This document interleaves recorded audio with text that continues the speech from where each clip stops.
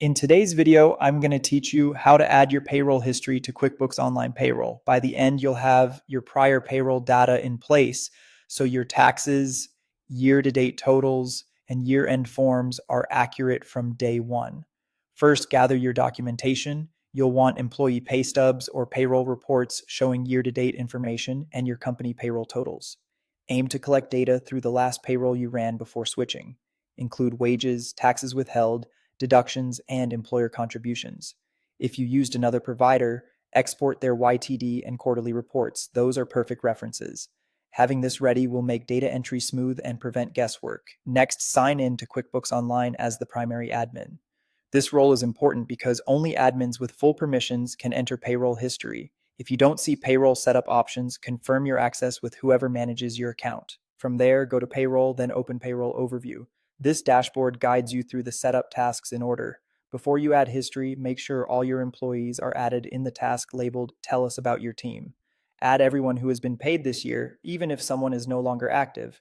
Match their legal names and verify details like hire dates and pay schedules, so totals align correctly later. Once employees are set up, look for the task called Add Your Payroll History and select Start.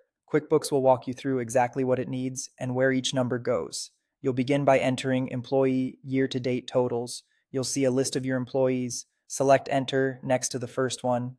Follow the on-screen prompts about pay periods and totals. Use figures through the last completed paycheck before your first QuickBooks payroll. Enter regular and overtime wages, bonuses if applicable, taxes withheld, employee deductions, and employer contributions. Take your time. Accuracy here ensures tax calculations and limits, like Social Security wage bases and retirement caps, stay correct. After individual entries, you'll enter your company's quarterly totals. Use your quarterly payroll reports or filed tax forms to fill these in. These totals help QuickBooks align your filings and liabilities for the year. If you're starting mid-year, you'll also provide company totals for each payday within the current quarter. This payday level detail lets QuickBooks allocate wages and taxes to the exact check dates, which is crucial for precise tax reporting.